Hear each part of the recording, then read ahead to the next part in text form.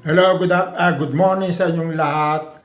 Ah, Luzon, Visayas at Mindanao, Republic of China.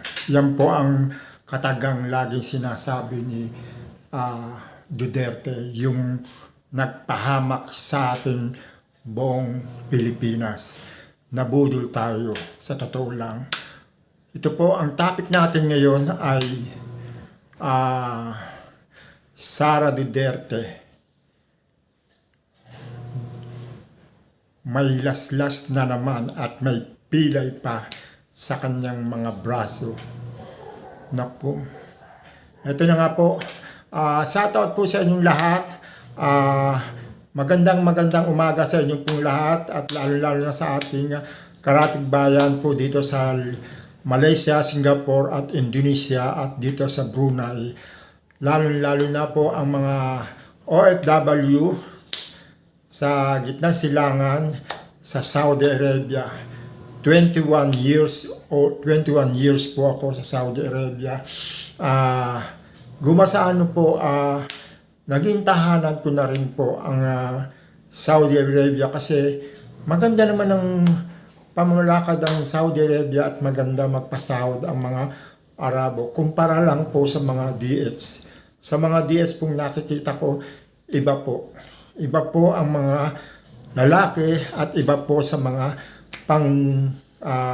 pangbabae sa gumasano sa mga sa nangangamuhan sa mga bahay. Diyan katulad ng mga lalaki, mga amo, lalaki, babae, bata.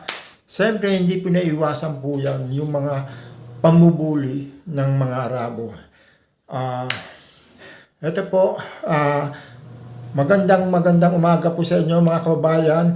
Sana po ay lagi niyo po kami susuportahan mga vloggers ng ating Pangulong Ferdinand E. Marcos Jr.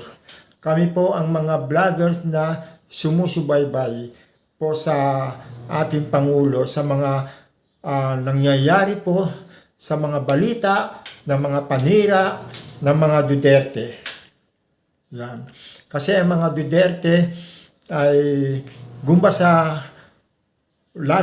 ang gusto nila lagi silang bida sa media. Ito na nga po, pag-uusapan natin po ang tungkol po kay Sara. Si Sara po ay hiwalay na sa asawa at ang kanyang pinakasama yung kanyang attorney, si Attorney Lopez. Di ba? Hindi niyo ba naaalala na si Sara ay halos doon na natulog, nag-overtime at binabantayan niya ang kanyang attorney. Kasi nga po, meron silang ugnaya. Kumpara mo doon sa kanyang asawa. Di ba? Kasi yung kanyang asawa, napakaganda lalaki naman. Bakit?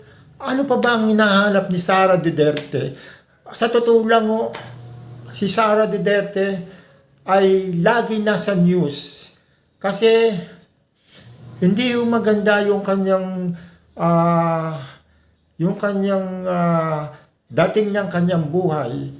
Gumbasano puro issue, mga paninira. Hindi maganda sa atin, sa ugali ng ating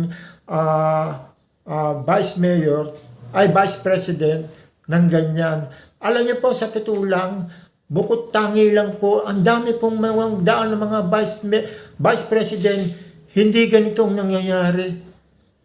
Yung mga gugurgurin mo yung presidente, sapagkat yung ating presidente, sa dinami-dami ng trabaho tapos nagpapadagdag pa siya. Di ba? Napapansin niyo ba?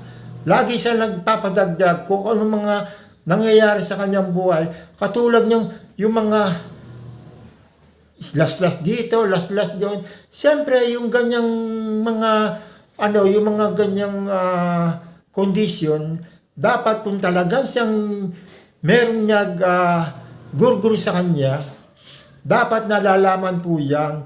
Gumbasaano, ang isang tao po, siyempre pagka nasugatan, tatakbo yan sa medical para maisiwalat niya kung ano ang at kung sino ang gumawa sa kanya.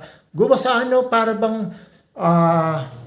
gumawa sa nairereport niya sa taong bayan o kaya nalalaman ng ating Pangulo. O ganito po, boss, ang akin nangyari ko sa buhay ko. Ginurgur po ako ng isang mamamatay. Pinasok ako ng isang tao. Wala. Niutot. Wala. Walang nagsabing ganyan. Walang gumasaan magre-report siya sa kanyang amo, sa ating presidente. Sir, ito po, ginurgur ako ng isang taong to para mahuli na kung sino yung taong ito. Di ba? Hindi, puro kasinungalingan. Parang minsan nandito, minsan nandito, minsan nandito. Baka pababayan. O, baka yung babaan ay malagyan ng plaster. Ngayon naman po, siya ay nasugatan dito. Tapos yung kanyang brasong kanan ay meron ng tali. May pandal na. Dahil daw may pilay yata o nasugatan. Siguro, nanonood siya ng TV. Yung kapapanood ng TV, laglipat ng ibang channel. Ayun, nakita niya ang kanyang rating. Ang kanyang profile na siya ay bumababa na, lumalagapak na. Siguro, yan. Sinuntok niya siguro yung mga TV, yung TV niya hanggang sa mabasag, hanggang sa siya masugatan. Tapos, ang dadahilan niya, si Ferdinand Marcos ang gumurgur sa kanya, nabalak siyang patayin. Dapat gano'n. Ang dami niyang military, di ba? Ang military niya, 433 minus 75. Naging 353 na lang. 358 na lang. Yan na lang po ang kanyang security. Bilhin niyo nga, pinasuswelduhan po ang mga military, ang mga security niya, pagkatapos walang nangyari, hindi siya binabantayan ng gano'n.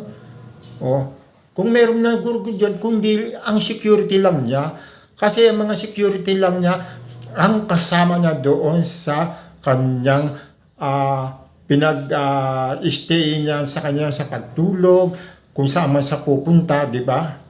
Kasi bantay sarado siya, mas marami pa siyang bantay sa ating Pangulo.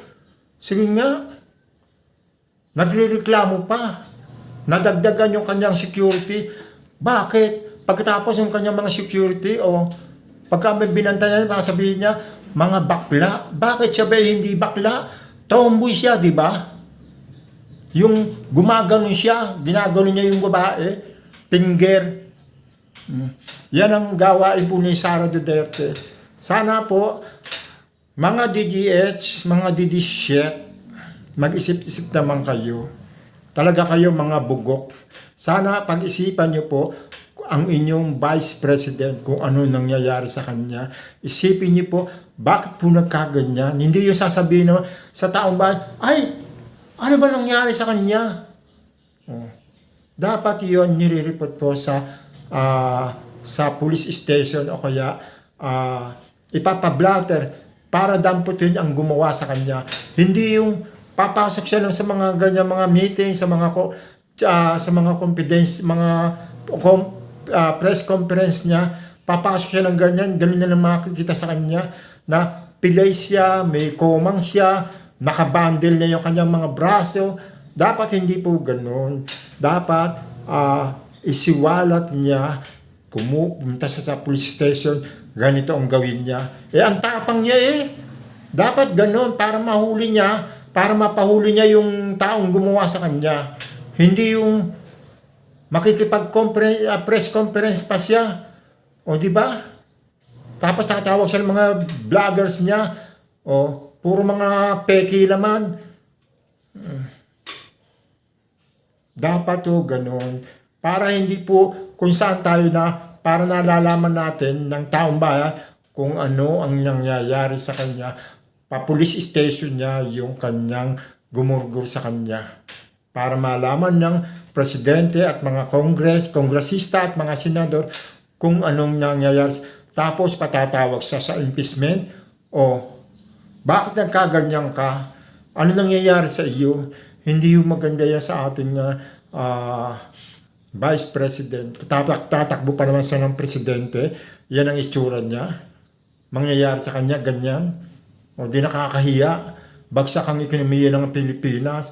Sasabihin ng mga taong bayan, ang mga maraming makakaalam niyan, taong bayan sa iba't ibang lugar ng bansa. Siyempre malalaman nila yung ating presidente abnormal, may tililing, o di ba? Ganun lang yan. Sana po yung mga DDC, isipin nyo po kung ano ang nangyayari sa inyong Vice President. Hanggang dito na lang po. Maraming salamat po. Sana po paki-like and share ang aking YouTube channel. Sana po para lagi kayong updated, paki-pindot po ang button icon. Maraming salamat po. Bye-bye.